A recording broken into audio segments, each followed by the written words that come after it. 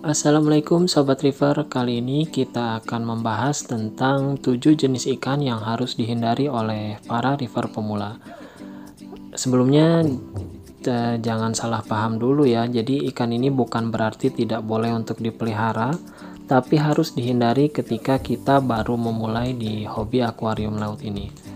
Kenapa saya mengangkat tema ini? Karena berkaca dari pengalaman saya dulu ketika memulai hobi akuarium laut ini, terjadi banyak kesalahan ketika melakukan pemilihan jenis-jenis ikan yang dimasukkan ke dalam akuarium.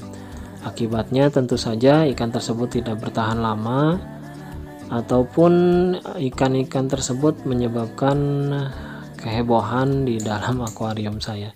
Kehebohan seperti apa ya, misalkan saya sampai harus membongkar akuarium hanya untuk mengeluarkan ikan tersebut.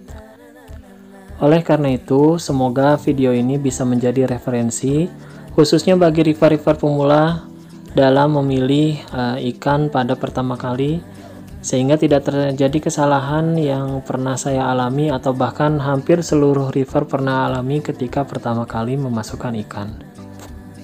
Tapi sebelumnya, jika sobat baru bergabung di channel YouTube Sobat River ini, silakan untuk subscribe terlebih dahulu, lalu nyalakan lonceng notifikasinya agar nanti jika ada video-video terbaru dari channel Sobat River ini, sobat-sobat tidak ketinggalan untuk informasinya. Nah, untuk yang nomor 7, ikan yang tidak recommended untuk river pemula yaitu ikan antias. Ikan antias itu memang ikan yang cantik ya. Kalau misalkan kita lihat, ini ikan yang paling banyak dan paling umum ditemukan di pedagang dimanapun lah, baik itu yang di pinggir jalan ataupun yang di toko-toko. Tapi sebetulnya ikan antias ini termasuk ikan yang tidak recommended untuk river pemula, dikarenakan hampir sebagian besar ikan antias ini hampir sulit diberikan makan untuk pertama kali. Jadi pola makan ikan antias ini, diet foodnya biasanya makanan itu berupa plankton yang terdapat di alam bebas. Nah, ketika dimasukkan ke dalam akuarium, kita harus lebih sering memberikan makan untuk ikan ini. Dan untuk para river sendiri itu kadang terasa dilematis. Apakah memang kita akan memberikan makan untuk ikan ini lebih sering dengan konsekuensi nanti nutrien bisa naik, atau kita akan memberikan makan 1 hari sekali dengan konsekuensi sulitnya nanti kedepannya untuk melatih ikan antias ini makan. Karena antias ini tipenya gampang stres, jadi ketika pertama kali masuk ke dalam akuarium diusahakan untuk tank mate atau ikan-ikan yang ada di dalam akuarium pada sebelumnya itu ikan-ikan yang damai, yang tidak agresif. Oleh karena itu perlu waktu banyak yang diperlukan oleh river untuk melatih ikan ini makan. Oleh karena itu ikan antias ini salah satu ikan yang memang tidak recommended untuk river-river pemula. Nah, di urutan nomor 6, ikan yang tidak recommended untuk river pemula itu yaitu ikan mandarin. Ikan mandarin ini sebagian besar river menyebutnya bahwa ikan ini ikan yang paling cantik. Karena dilihat dari polanya mirip seperti batik warna-warni ya. Lalu karakternya juga lucu, wajahnya juga lucu, warnanya bagus. Sehingga kebanyakan memang river-river pemula tertarik untuk memelihara ikan ini. Selain daripada itu, memang seperti ikan antias, ikan mandarin ini sering banyak ditemukan di para pedagang ikan hias akuarium laut. Namun jarang sekali kita temukan ikan mandarin ketika pertama kali dibeli itu sudah dilatih untuk makan.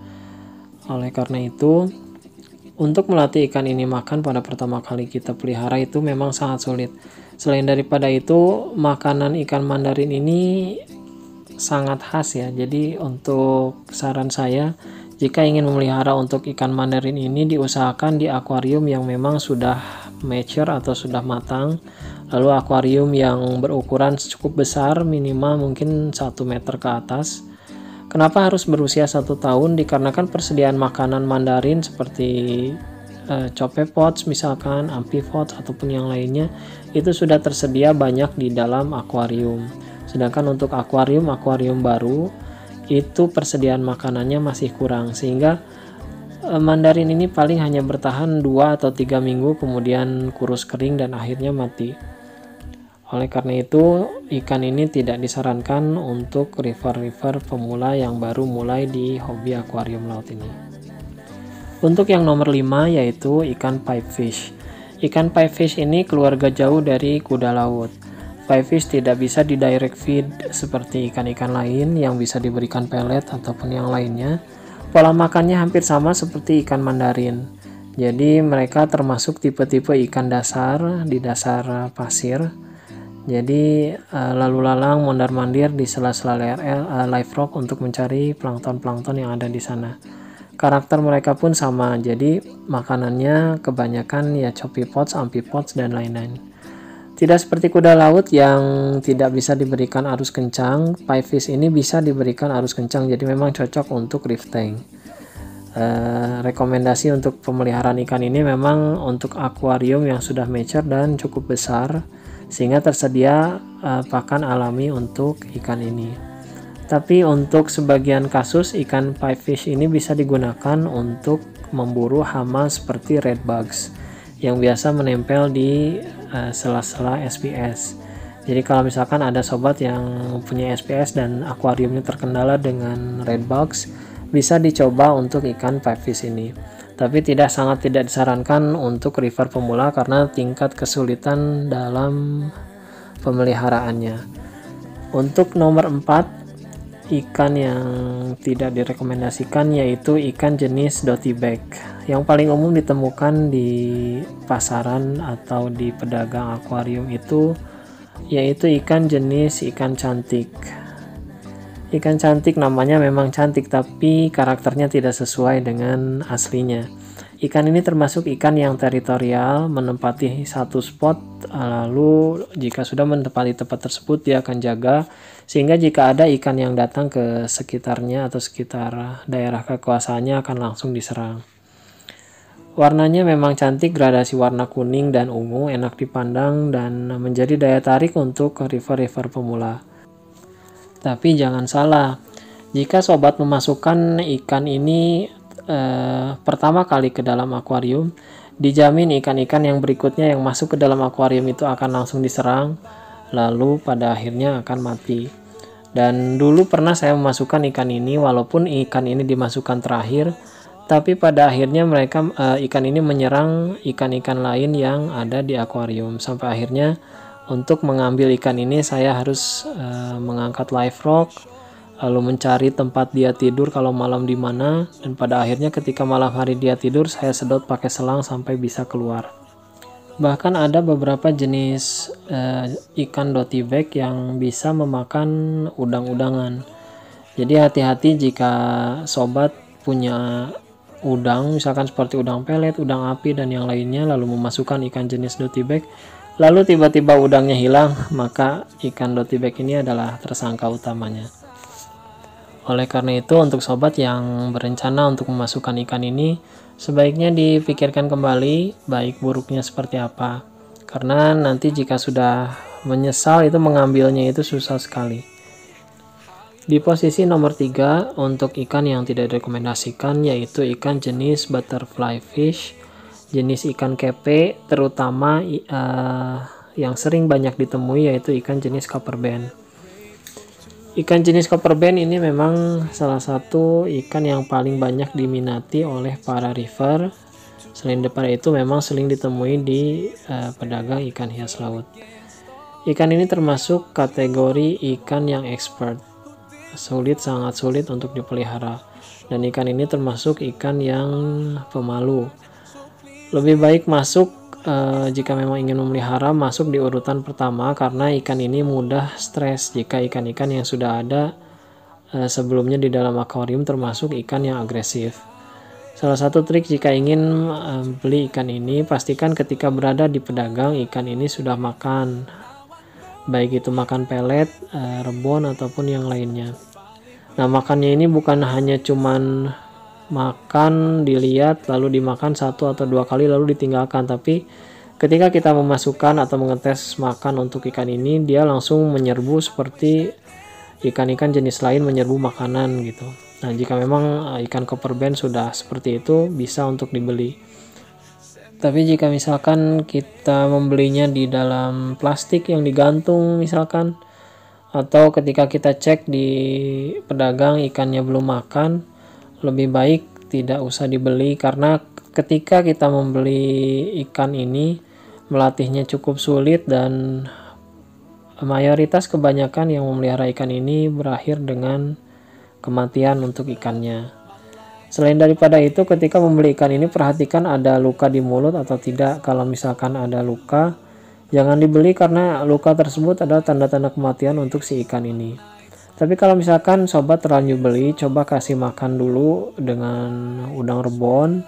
Kalau misalkan nggak mau, dipancing dengan kerang segar ataupun live food lainnya seperti artemia, rotifer, dan lain-lain. Lalu jika memang sudah mau makan, nanti pelan-pelan bisa dikasih potongan udang, lalu selanjutnya dikasih pelet, dilatih dengan makanan-makanan sejenis pelet atau flakes gitu. Selain dari itu, saran saya untuk ikan ini sebaiknya tidak perlu dibeli, karena memang tipe pemeliharannya termasuk kepada tipe expert dan tingkat kehidupannya di dalam akuarium pun sangat rendah. Selain daripada itu, ikan-ikan jenis kepe atau butterfly fish ini memang 50-50 ya, jadi dia bisa disebut reef safe atau tidak. Tapi kebanyakan memang ikan jenis kepe itu dia sering jahil ke koral, sehingga nanti untuk sobat yang memelihara koral-koral tipe LPS itu pasti akan sering ditotol-totol sampai akhirnya mati. Di urutan nomor 2 untuk ikan yang tidak disarankan untuk dipelihara oleh river pemula, yaitu ikan jenis damsel atau betok-betokan. Walaupun ikan ini termasuk ikan yang mudah dipelihara, ikan yang susah mati ibaratnya, tapi ikan ini sangat-sangat agresif dan bersifat teritorial. Bisa beresiko untuk membunuh ikan yang lainnya. Ikan damsel atau ikan jenis betok ini jika sobat memelihara akuarium laut 10 tahun yang lalu, memang disarankan untuk dimasukkan pada waktu cycling karena kebutuhan untuk nitrogen cycle, sehingga walaupun ikan ini dimasukkan pada kondisi air di mana tingkat amoniak dan nitritnya tinggi, ikan ini bisa bertahan. Dan memang pada saat itu memasukkan ikan betok adalah opsi yang sangat umum disarankan pada proses cycling. Tapi itu sebetulnya saran yang sudah sangat kuno, saran yang sudah sangat tidak berlaku lah. Dan tapi memang kalau misalkan kita lihat di Facebook, masih ada beberapa river yang menyarankan untuk memasukkan ikan jenis ini pada waktu cycling. Padahal untuk mempercepat cycling sendiri sekarang sudah banyak bakteri-bakteri yang dijual bebas seperti Microbacter 7, Bacprof, Biodigest, dan yang lainnya. Jadi opsi untuk memasukkan ikan betok pada waktu cycling sebetulnya sudah tidak perlu untuk digunakan. Selain daripada itu, ukurannya ikan betok ini bisa menjadi sangat besar, dan ketika dia besar bisa sangat teritorial. Bahkan kalau kita masukin tangan ke dalam akuarium pun bisa sampai digigit oleh ikan ini. Jadi kalau misalkan sobat ingin memelihara ikan jenis damsel, pastikan dia dimasukkan paling akhir. Lalu setelah memasukkan ikan jenis damsel ini, jangan memasukkan ikan yang lain. Selain daripada itu, saran saya jika ingin memelihara jenis damsel, masukkan hanya satu jenis saja, jangan jangan macam-macam jenis maksudnya, karena nanti akan terjadi perkelahian massal di dalam akuarium. Untuk menghindari hal seperti itu, pelihara ikan betok hanya satu jenis saja. Di urutan nomor 1 untuk ikan yang tidak direkomendasikan untuk river pemula, yaitu ikan Morris Idol. Sebenarnya siapa sih yang nggak kenal sama film Finding Nemo kan? Hampir rata-rata yang memelihara reef tank sekarang ini tahu film Finding Nemo. Kalau misalkan sobat tahu, maka pasti tahu ikan Morris Idol ini. Di film tersebut terlihat bahwa dia seperti nyaman dan bisa hidup lama di akuarium, padahal kenyataannya tidak. Ikan ini termasuk ikan yang rentan dan gampang mati. River di Indonesia saya lihat sangat jarang yang bisa memelihara Morris Idol ini sampai dengan di atas 1 tahun. Hal ini dikarenakan ikan ini termasuk ikan yang sulit untuk dilatih makan, Dan adaptasi ikan ini di dalam akuarium memang sangat sulit. Ikan ini baiknya dipelihara di dalam akuarium yang besar karena makanan dia itu semacam plankton atau mikroorganisme yang ada di sekitaran live rock. Lalu selain daripada itu, sediakan banyak live rock untuk tempat dia sembunyi karena ikan ini mudah stres. Selain itu, untuk lebih mudah memelihara, coba membeli ikan ini dalam jumlah banyak. Di dalam akuarium bisa 2, 3 atau lebih daripada itu untuk menurunkan kadar tingkat stresnya. Jadi seperti di laut pun kalau misalkan kita lihat ikan ini memang tipe-tipe ikan yang bergerombol dengan kelompoknya. Jadi ketika kita memasukkan ikan ini hanya satu ke dalam akuarium, biasanya dia gampang stres, sulit makan, dan pada akhirnya akan mati. Tapi jika memang kita sudah berhasil memelihara ikan ini, itu menjadi suatu kebanggaan tersendiri karena tingkat kesulitannya itu. Tapi untuk river pemula, ikan ini sangat tidak direkomendasikan dikarenakan yaitu tadi tingkat kehidupan di dalam akuariumnya itu sangat rendah. Selain daripada itu, untuk river pemula biasanya kan akuariumnya kecil-kecil ya. Sedangkan untuk ikan ini lebih nyaman atau lebih baik dipelihara di akuarium 1,20 meter ke atas lah, sehingga persediaan stok makanannya itu bisa lebih banyak dan tingkat kehidupannya di dalam akuarium bisa lebih panjang atau lebih baik lagi. Nah, sampai di sini pembahasan kita untuk 7 jenis ikan yang tidak direkomendasikan untuk river pemula. Semoga menjadi referensi untuk sobat-sobat semua dalam menentukan pilihan ikan yang akan dimasukkan ke dalam akuariumnya. Jika sobat merasa terbantu dengan konten-konten yang disediakan, mohon bantuannya untuk subscribe, lalu di-share, silahkan komen di kolom komentar, lalu nyalakan lonceng notifikasinya agar tidak ketinggalan informasi-informasi terbaru dari channel YouTube Sobat River. Sampai ketemu lagi di video selanjutnya. Assalamualaikum warahmatullahi wabarakatuh.